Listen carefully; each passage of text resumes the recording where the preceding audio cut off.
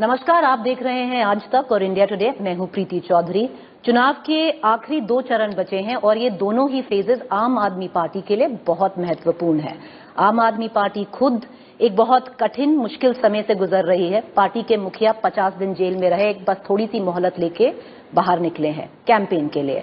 जैसे ही पंजाब का वोट होगा 1 जून को अरविंद केजरीवाल वापस जेल जाएंगे। जुड़ रहे हैं हमारे साथ चुनाव पर आगे की प्रतिक्रिया और ये जो कठिन समय आम आदमी पार्टी गुजर रही है, जिस कठिन समय पे, उसी पे बात करने के लिए बहुत शुक्रिया।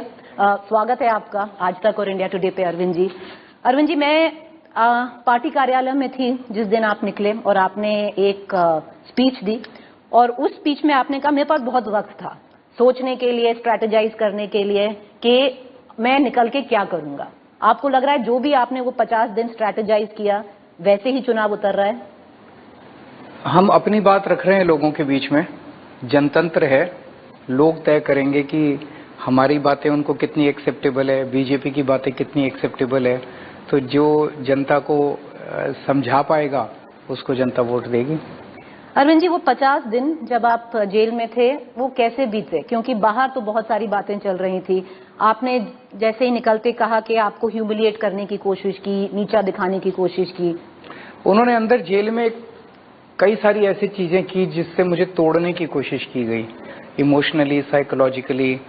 जैसे मुझे कंप्लीटली सॉलिटरी सेल में रखा था, मैं किसी से बात नहीं कर सकता था। वो जो पूरी बैरक थी वो खाली करा दी गई थी, कोई नहीं था। तो मैं अकेला उस वहां सेल में था, बस उसमें खाली बैरक में बाहर टहल सकता था। मेरे सेल में 2 सीसीटीवी कैमरे थे और वो सीसीटीवी कैमरों की फीड 13 ऑफिसर्स के पास जाती थी और वो 24 घंटे मेरे को मॉनिटर करे। और पीएमओ में जाती थी, उनमें से किसी ने बताया, और वो 24 घंटे मेरे को मॉनिटर करते थे। मैं कब उठता हूँ, कब खाता हूँ, क्या खाता हूँ, कैसे क्या करता हूँ, कितने बजे कितना टॉयलेट में जाता हूँ, क्या। आप ये सोच के देखो, अगर 24 घंटे आपको कोई मॉनिटर कर रहा है, आपकी जिंदगी जीना मुश्किल हो जाता है। मेरे को 15 दिन तक इंसुलिन नहीं दिया गया। मेरी शुगर 300 350 पहुंच गई। फिर जब मीडिया वालों ने शोर किया तब उन्होंने इंसुलिन शुरू किया। इतने दिन इंसुलिन, अगर शुगर ज्यादा रह जाए तो किडनी और लीवर पे अफेक्ट करना चालू कर देती है। भगवंत मान जब आए, उनसे जेल मैनुअल के अंदर है कि फेस टू फेस मुलाकात की करवाई जा सकती है कमरे के अंदर बैठ के। और अभी तक जितने तिहाड़ जेल में पॉलिटिकल प्रिजनर्स गए सबको इस तरह से फेस टू फेस मुलाकात मेरे को नहीं करवाई गई। मेरी वाइफ आती थी तो सलाखों के इस तरफ वो और इस तरफ मैं, भगवंत मान सलाखों के इस तरफ वो और इस तरफ मैं। एक दिन मेरी वाइफ मिलना चाहती थी, उन्हें मिलने से मना कर दिया गया।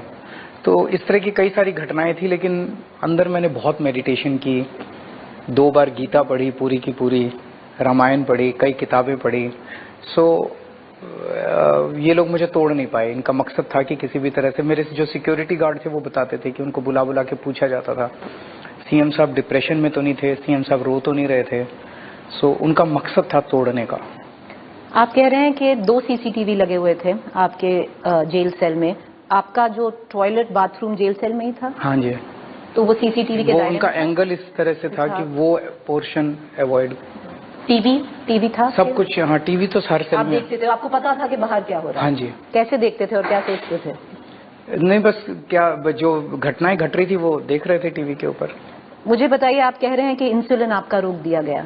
अरविंद जी, बाहर तो ईडी ने कोर्ट में कहा कि अरविंद केजरीवाल इतने आम खा रहे हैं जेल के अंदर कि वो जानबूझ के अपना इंसुलिन बढ़ाना चाह रहे हैं। एक चीज बताइए, फ्रूट्स अलाउड थे कोर्ट के, उसमें जो कोर्ट का ऑर्डर था, और जो मेरे को उसमें अगर आपके पास 15 पीसेस आते हैं फ्रूट्स के, उसमें अगर 2 छोटे छोटे पीस अगर आम के हैं तो उसको, और वो भी 30 दिन के अंदर अगर 2 बार या 3 बार आ गए तो वो मुद्दा है क्या?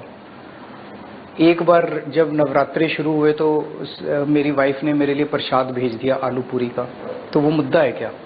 तो बेसिकली तो वो बदनाम करने के लिए और वो करने के लिए पूरा नाटक रचा गया था। दवा ना देना, आप कह रहे हो कि 15 दिन तक आपका इंसुलिन होल्ड करके दिया और आप मरीज हैं डायबिटीज के। क्यों? मैं डेली मुझे 4 इंजेक्शन लगते। 10 साल से इंसुलिन ले रहा हूं मैं, और 10 साल से डेली 4 बार इंजेक्शन मेरे को लगते हैं मेरे पेट में। मेरे इंजेक्शन रोक दिए गए।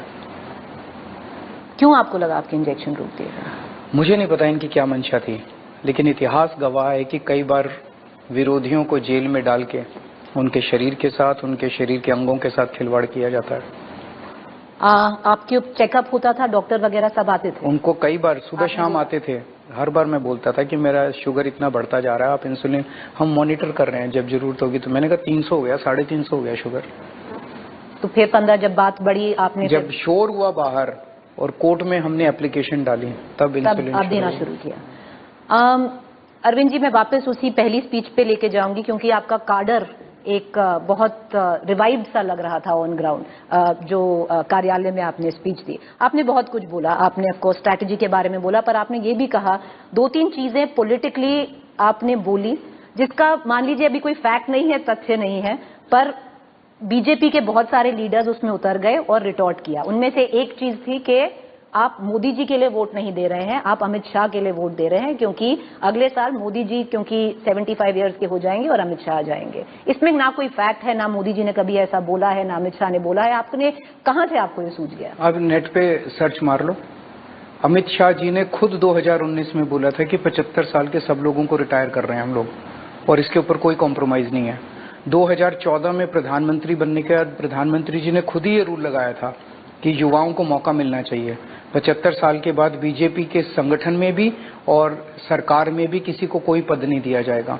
उसी के तहत आडवाणी जी को रिटायर किया गया, मुरली मनोहर जोशी जी को रिटायर किया गया, सुमित्रा महाजन जी को इस्तीफा दिलवा के रिटायर करवाया गया, यशवंत सिन्हा को रिटायर किया गया, न जाने कितने लोगों की टिकटें काटी गई।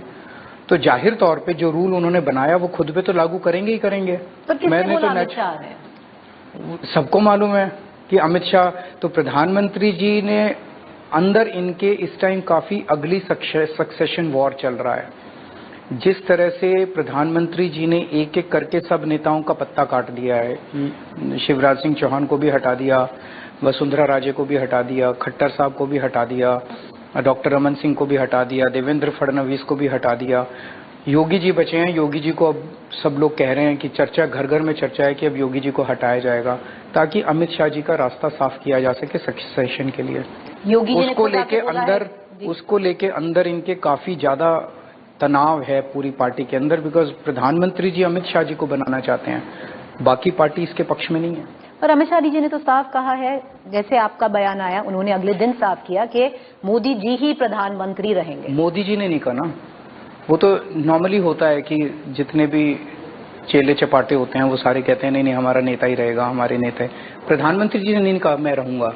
प्रधानमंत्री जी ने अभी ये नहीं कहा कि वो रूल मैंने आडवाणी जी के लिए बनाया था, अपने लिए नहीं बनाया था। रूल तो रूल है, तो वो तो सब पे लागू होगा। प्रधानमंत्री जी या तो कह दें, अपने मुंह से कह दें कि मैं रिटायर नहीं होऊंगा, वो रूल मैंने आडवाणी जी के लिए बनाया था, तो जनता समझ जाएगी। दूसरी चीज आपने बोली और योगी जी ने उसके बाद में आके कसकर जवाब भी दिया। आप झूठ फैला रहे हैं जो आप कह रहे हैं कि योगी जी को मिनिमाइज करना चाहते हैं या उनका पत्ता काटना चाह रहे हैं। बाकी किसी ने खंडन नहीं किया इसका, किसी भी बीजेपी वाले ने आके खंडन किया कि नहीं योगी जी को नहीं हटा रहे, किसी ने खंडन नहीं किया। तो हो रहा है वो। और उत्तर प्रदेश के घर, उत्तर प्रदेश या पूरे देश के बच्चा बच्चा ये बात कह रहा है। मैंने मुखर होके बोल दी, ये बात अभी तक दबी जबान में पूरे देश में चल रही थी। जब आप जेल में थे मुख्यमंत्री जी, उस वक्त जो आपकी वाइफ थी सुनीता केजरीवाल, वो एक लिंक बनी आप में और आपके जो बाहर जनता है। मतलब अरविंद केजरीवाल की मान लीजिए आवाज सुनीता केजरीवाल थी। जमकर उन्होंने कैंपेन किया। इसमें बीजेपी ने बोला है, देखिए अरविंद केजरीवाल ने करप्शन पे तो बोलना छोड़ ही दिया है, पर उन्होंने ऐसी पार्टीज को रोल मॉडल बना लिया है जो करप्शन में लिप्त हैं। उन्होंने एग्जाम्पल दिया लालू प्रसाद यादव का, जिनके साथ आप खड़े हुए हैं इस चुनाव में, और कि आप उन्हीं को एम्यूलेट कर रहे हैं और जो राबड़ी देवी मॉडल है वो आप अपना रहे हैं। नहीं, सुनीता, मैं भगवान का शुक्रगुजार हूँ, उन्होंने इतना अच्छा लाइफ पार्टनर दिया, और मेरे जैसे सन की हस्बैंड को उसने पूरी जिंदगी बर्दाश्त किया। नहीं तो मैं जब इनकम टैक्स में कमिश्नर की नौकरी करता था तो एक दिन मैं अचानक इस्तीफा दे के आ गया और घर आके मैंने बताया कि मैंने इस्तीफा दे दिया और मैं अब दिल्ली की झुग्गियों में जाके काम करूंगा। आप सोच के देखो वाइफ पे क्या गुजरेगी। उससे डिस्कस करके नहीं गया था मैं, वाइफ तो पागल हो जाएगी बिल्कुल, लेकिन उसने मेरा साथ दिया, उन दिनों में भी साथ दिया। तब तो मेरे कोई राजनीति में नहीं था, कोई चुनाव नहीं लड़ता था, कोई फ्यूचर ही नहीं था। दिल्ली की झुग्गियों में मैंने 10 साल काम किया, 1 नहीं 2 नहीं 10 साल काम किया, पर उन्होंने मेरा हमेशा साथ दिया। मेरा तो पैशन था, उनका तो नहीं था। फिर जब अभी मैं जेल गया तो उन्होंने इस इमरजेंसी पीरियड में मेरे और जनता के बीच में एक लिंक का काम किया। उनका एक्टिव राजनीति में पार्टिसिपेट करने में कोई इंटरेस्ट नहीं है। वो चुनाव नहीं लड़ेंगी, नहीं लड़ना चाहती हैं। एक फॉलो अप क्वेश्चन करूंगी, अगर अरविंद केजरीवाल जेल में रहते हैं, 7 महीने बाद दिल्ली चुनाव होगा, उसमें हो सकता है कि सुनीता केजरीवाल जी अरविंद केजरीवाल जी की जगह नई दिल्ली लड़ लें? नहीं लड़ेंगे। वो नहीं लड़ेंगे, चाहे आप जेल में भी। मैं अगर जेल में इन्होंने रखा तो जेल से चुनाव अगर मैं लड़ूंगा 70 की 70 सीट आएंगे, जनता उसका जवाब देगी। और कुछ लोग कह रहे हैं कि मेरे कई मंत्रियों को जेल में डाल देंगे, विधायकों को। आप 70 के 70 विधायकों को जेल में डाल दो और चुनाव करा के देख लो दिल्ली में। आपको क्या लगता है जनता बेवकूफ है? जनता देख नहीं रही हो क्या रहा है? आपने एक चीज हमेशा बोली है कि आप सत्ता जेल से चलाएंगे, डेमोक्रेसी जेल से रन करेंगे, पर ये बीजेपी भी कह रही है और सोचने में भी है, जैसे मनीष सिसोदिया जेल गए, डेप्यूटी सीएम थे, उनको इस्तीफा देना पड़ा और उन्होंने छोड़ दिया पद। बाकी लीडर ने भी ऐसा किया। ऐसा क्यों है कि अरविंद केजरीवाल अपना पद नहीं छोड़ना चाह रहे, बाकियों को करवाकर? यही तो वो चाहते हैं, यही तो मोदी जी चाहते हैं। मोदी जी जानते हैं कि दिल्ली में केजरीवाल को मैं नहीं हरा सकता चुनाव में, तो उन्होंने ये षड्यंत्र रचा है। केजरीवाल को गिरफ्तार कर लो, वो इस्तीफा दे देगा, सरकार गिर जाएगी, हम चुनाव कराएंगे और बीजेपी जीत जाएगी। अगर मैंने इस्तीफा दे दिया तो अगला टारगेट ममता जी होंगे, ममता जी को भी गिरफ्तार कर लेंगे, उनकी सरकार गिरा देंगे। विजयन साहब को गिरफ्तार कर लेंगे, केरला में उनकी सरकार गिरा देंगे। स्टालिन साहब को गिरफ्तार। अगर मैंने आज इस्तीफा दे दिया, देश के जनतंत्र को खतरा होगा। मैं पद का लालची नहीं हूँ। इनकम टैक्स कमिश्नर की नौकरी छोड़ के मैं झुग्गियों में जाके काम किया था। 49 दिन के अंदर खुद ब खुद सीएम की पद से इस्तीफा दिया था। लेकिन आज मैं, ये मेरे संघर्ष का हिस्सा है जो मैं सीएम की कुर्सी नहीं छोड़ रहा, तो इसीलिए मैं कुर्सी नहीं छोड़ूंगा। और इन्होंने पीआईएल भी कर ली। सुप्रीम कोर्ट ने कहा कि हम इनको नहीं हटा सकते, अगर वो सीएम रहना चाहे जेल में रह सकते हैं। तो अगर मैं सीएम हूं तो कोर्ट को मेरे को बेसिक सुविधाएं देनी पड़ेंगी कोर्ट अंदर, ताकि मैं सीएम की फाइलें साइन कर सकूं और बेसिक जिम्मेदारी, जब तक बेल नहीं मिलती तब तक मैं अपनी जिम्मेदारी जेल से चला सकूं।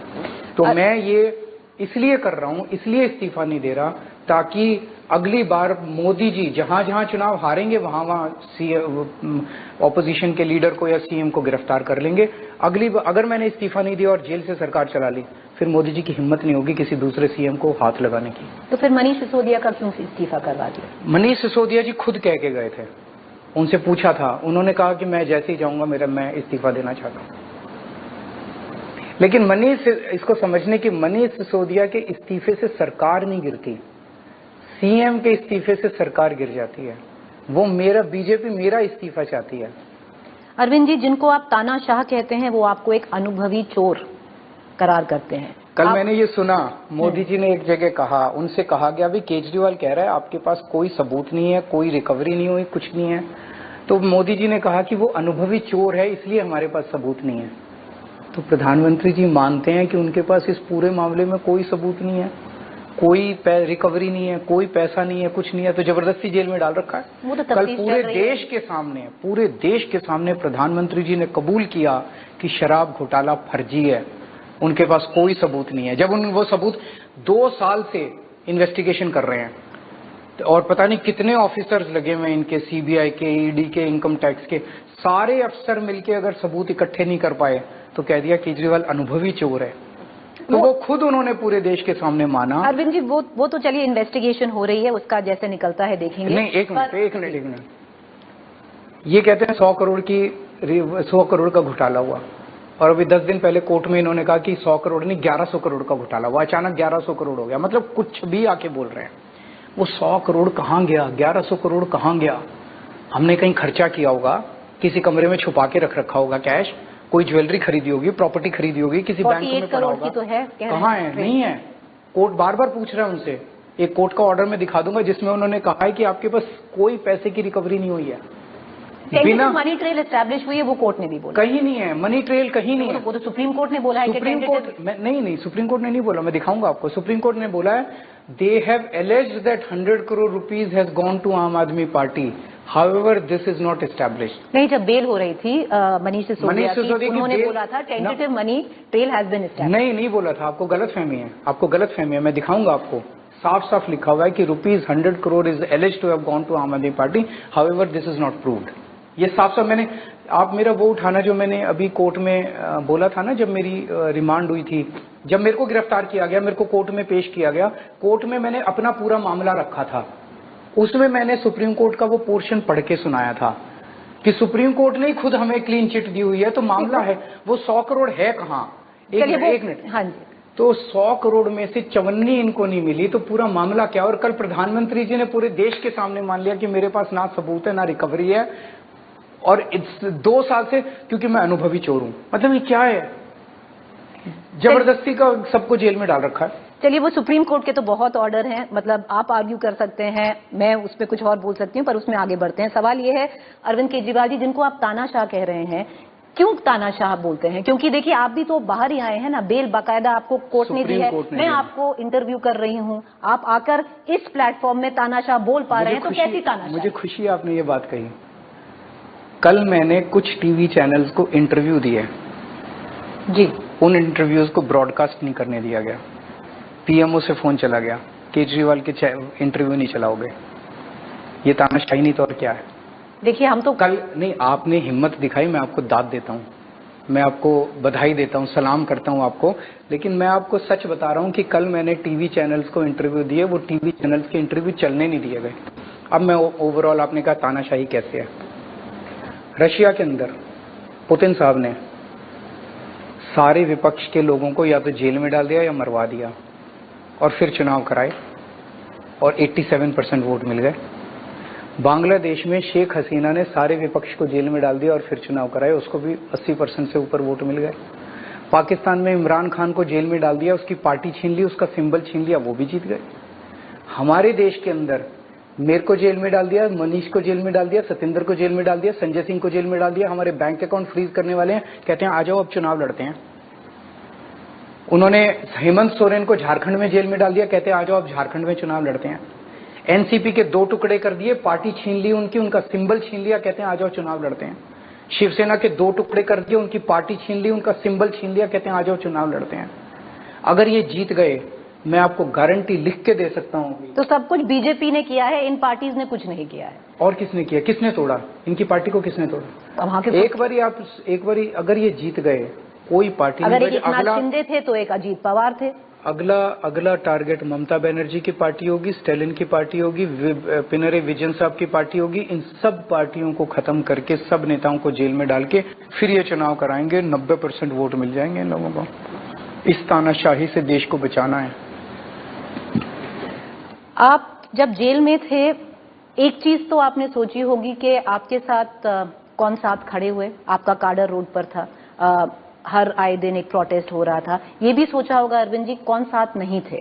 आपके अगर 11 एमपी हम देख लें, उनमें से जो लोकसभा के एमपी थे वो बीजेपी चले गए, रिंकू जो पंजाब से आपका एक लौता लोकसभा एमपी था। जो 10 राज्यसभा एमपी हैं, अगर मैं 3 छोड़ दूं, अगर मान लीजिए संदीप पाठक जी को छोड़ दिया जाए, संजय सिंह को छोड़ लिया जाए और गुप्ता जी को छोड़ दिया जाए, तो बाकी सब जो 7 एमपीज हैं ना वो आपके साथ खड़े हुए, ऑप्टिक्स दिखाई दिए गए खड़े हुए, ना उन्होंने कुछ बोला आपके साथ, ना उन्होंने पार्टी का सपोर्ट किया। आपको बुरा नहीं लगता कि मे बी राज्यसभा में आपने गलत लोग बिठा दिए? मेरे को नहीं बुरा लगता। नहीं लगता? बीजेपी को बुरा लगता है।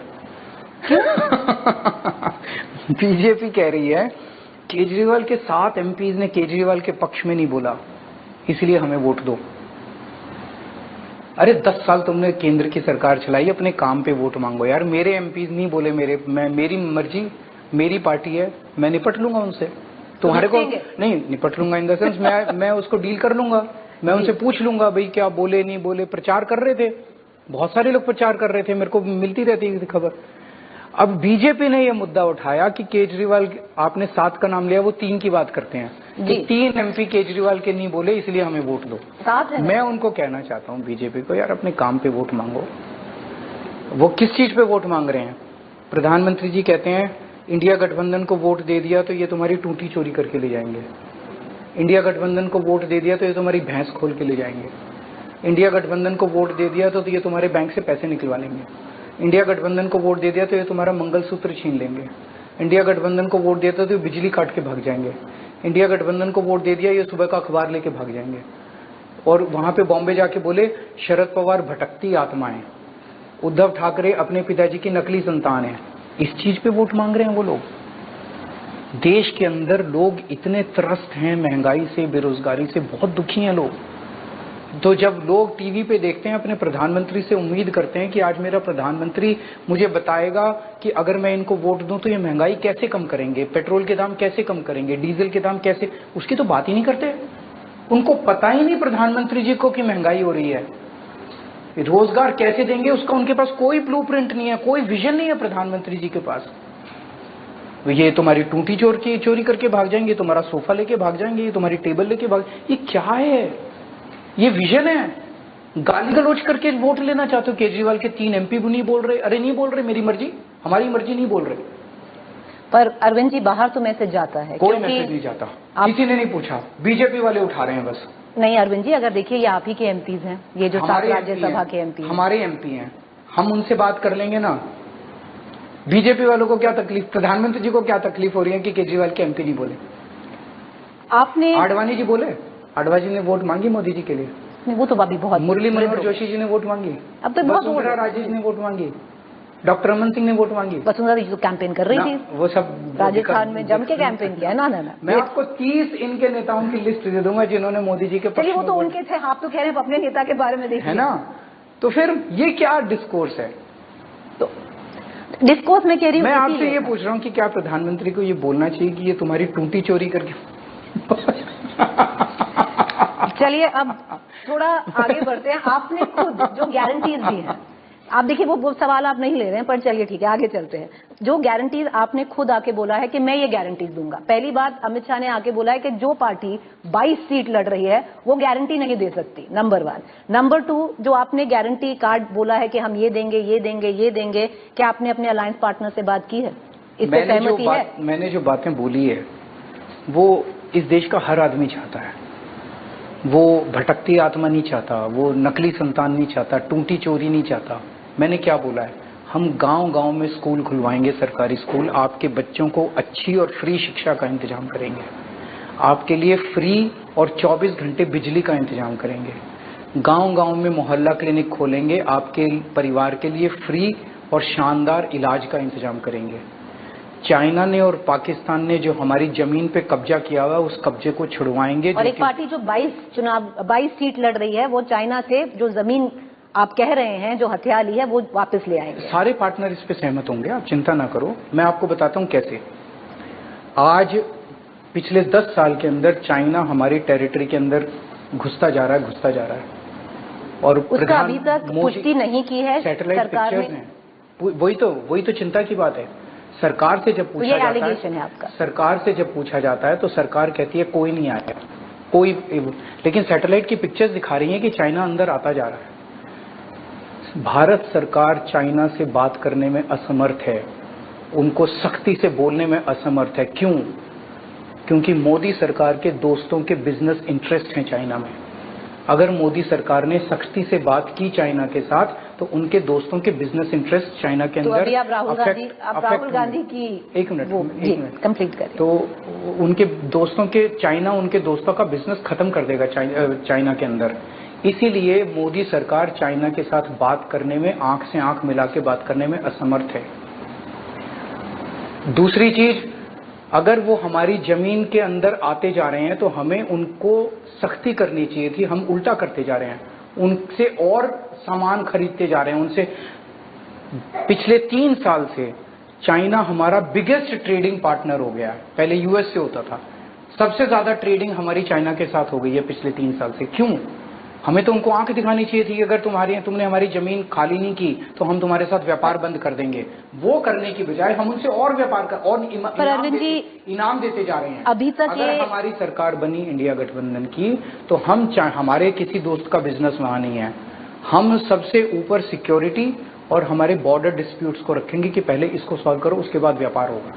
पर अरविंद जी, इसका अभी तक कोई फैक्ट नहीं है, तथ्य नहीं है, और ये बार बार यही एलिगेशन लगता है कि अरविंद केजरीवाल बिना तथ्य और फैक्ट्स के, अगर भारत सरकार देश को गुमराह कर रही है तो हम अपनी आंखें बंद करके सो जाएं? हम अपनी सरकार से ना पूछें? अगर सैटेलाइट की पिक्चर्स आ रही हैं और दिखा रही हैं कि उन्होंने हमारी टेरिटरी के अंदर घुस के पुल बनाने शुरू कर दिए, सड़कें बनानी शुरू कर दी, हम सो जाएं, हम कुछ बात हम उसकी आवाज ना उठाएं? बिल्कुल उठाएंगे हम अपने सरकार की खिलाफ आवाज। पर चलिए, अभी वही बात है कि इसके अभी तक कोई फैक्ट नहीं है। आप कह रहे हैं सैटेलाइट इमेजेस हैं, ये आपकी एलिगेशन है। दिल्ली की बात करते हैं मुख्यमंत्री जी। अभी 7 सीट हैं दिल्ली की जिनका चुनाव होने जा रहा है। एक चीज हमेशा देखनी हुई आई है कि जो आपको जमकर वोट करता है वही वोटर जब लोकसभा आ जाता है वो मोदी जी का वोटर बन जाता है, वो मोदी जी को वोट करता है। एक अलायंस बहुत मुश्किल से हो पाया है आपका कांग्रेस के साथ। ठीक चल रहा है? आपको लगता है इस बार कुछ हो पाएगा? जो 7 सीट आप मिलकर लड़ रहे हैं दिल्ली में। शुरू में हिकअप्स थे कांग्रेस के साथ। क्या हिकअप्स थे? हमारी पुरानी हॉस्टिलिटीज थी, भाई हमेशा एक दूसरे के खिलाफ लड़े थे। तो गठबंधन के बाद हर लेवल पे काम करने में कई सारी अड़चने थी, लेकिन अब वो अड़चने दूर कर दी गई हैं। और मैं देख रहा हूं, मैंने उनके कैंडिडेट्स के लिए भी प्रचार किया, उनके नेता हमारे कैंडिडेट्स के लिए प्रचार कर रहे हैं। सचिन पायलट जी आए थे अभी थोड़े दिन पहले। तो अब वो ऊपर से नीचे तक एक सिनर्जी है और मिलके काम कर रहे हैं। और मुझसे अगर आप 2 महीने पहले मेरी अरेस्ट के पहले पूछती कि कितनी सीट आ रही है तो मैं कहता शायद 1-2 आ जाए। लेकिन अरेस्ट को लेके दिल्ली की जनता में बहुत ज्यादा गुस्सा है, बहुत ज्यादा। और वो इसका जवाब इस बार वोटिंग वाले दिन देगी दिल्ली की जनता। आप कह रहे हैं कि प्रचार दोनों तरफ से हो रहा है। हमने आपको देखा, आपने 7 सीटों पर जाकर प्रचार किया। आप कन्हैया कुमार के साथ खड़े हुए थे 2 दिन पहले।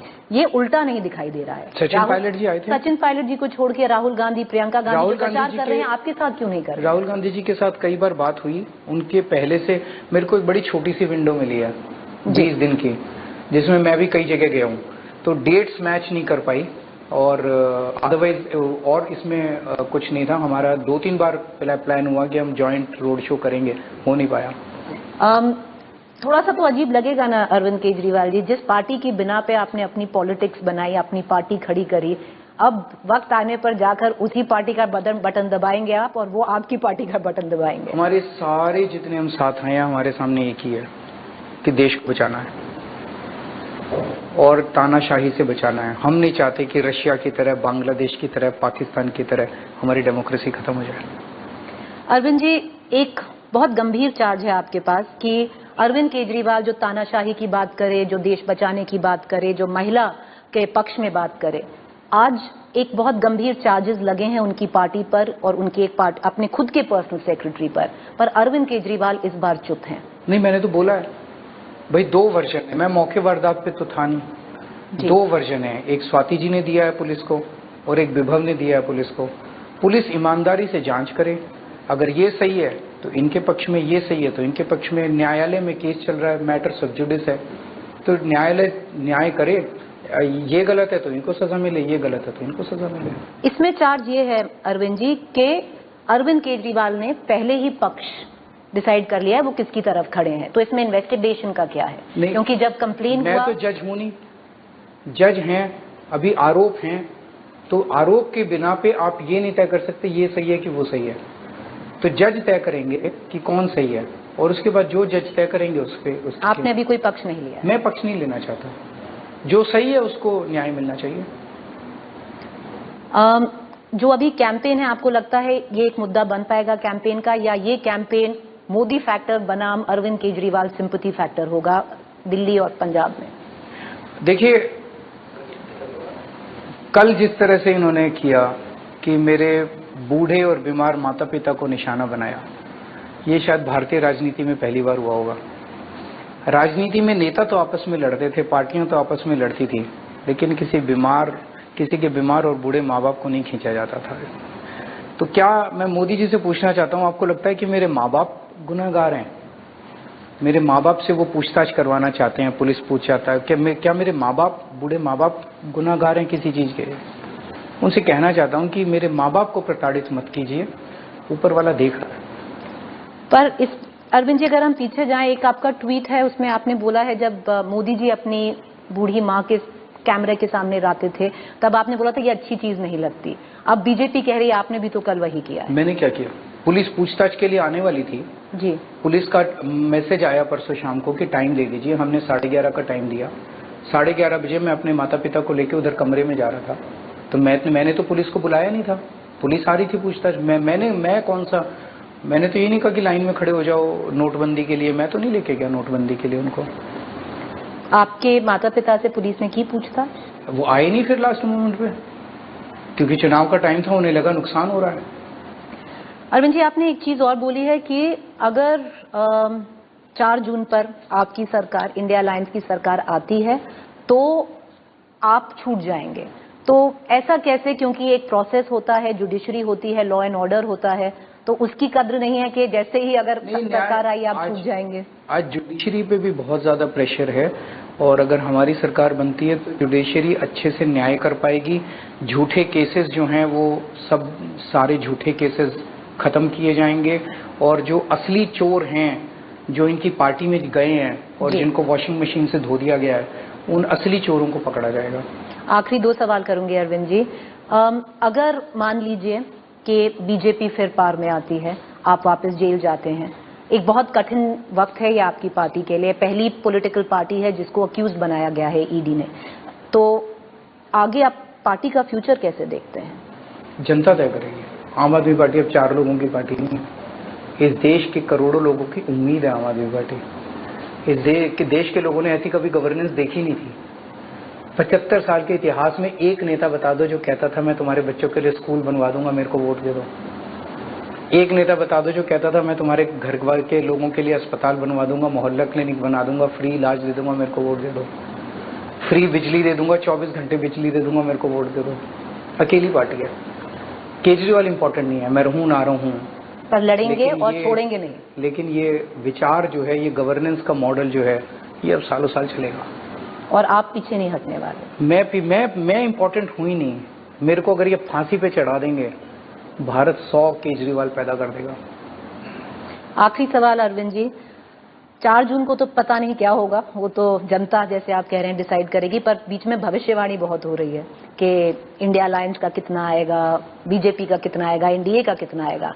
अब जिन्होंने आपके साथ काम किया, प्रशांत किशोर, उन्होंने बोला 300 पार है बड़े आराम से, सातों की सातों सीट दिल्ली भाजपा लेके जाएगी। भविष्यवाणी करेंगे कुछ, और या जो चल रही है उस पर टिप्पणी देंगे? मेरा अपना असेसमेंट है कि बीजेपी 220 से कम रहेगी और इंडिया अलायंस को 300 के करीब मिल सकती है। और जो 7 सीट हैं आपकी दिल्ली में, जैसे मैंने कहा कि अगर आप मुझसे 2 महीने पहले पूछते तो मैं 1 या 2 बोलता, लेकिन आज मुझे लगता है कि 7 सीटें बीजेपी हारेगी। ये जो अलायंस दिल्ली में इस बार है, क्या 7 महीने बाद कांग्रेस के साथ फिर रहेगा? अभी हम केवल 4 जून की सोच रहे हैं। चलिए, वापस 2 जून को जेल जाना होगा। अब कैसे देखते हैं? पिछले 50 दिन कठिन रहे थे? कठिन थे, लेकिन स्वतंत्रता सेनानियों ने, मैं पढ़ रहा था उनका पॉलिटिकल हिस्ट्री भी पढ़ रहा था अंदर बैठ के, जब भगत सिंह जेल गए थे उनके सामने तो कोई उम्मीद भी नहीं थी। जब जवाहरलाल नेहरू 10 साल वो जेल में रहे थे, गांधी जी कितने साल, चंद्रशेखर आजाद कितने साल जेल में रहे थे। मेरे सामने तो उम्मीद है कितनी देर, 1 महीना, 2 महीना, 5 महीने, 6 महीने, 10 महीने, 1 साल जेल में रख लेंगे, बाहर तो आना ही है, झूठा केस है। वो लोग जेल गए थे देश को आजाद कराने के लिए, हम लोग जेल जा रहे हैं देश को बचाने के लिए। चलिए देखते हैं कौन देश बचाता है और जनता किसको पिक करती है। थैंक यू अरविंद केजरीवाल जी, बहुत शुक्रिया, आपने आज तक और इंडिया टुडे से बात की, जो अंग्रेजी में कहते हैं let the best man win. Good luck. शुक्रिया सर, शुक्रिया।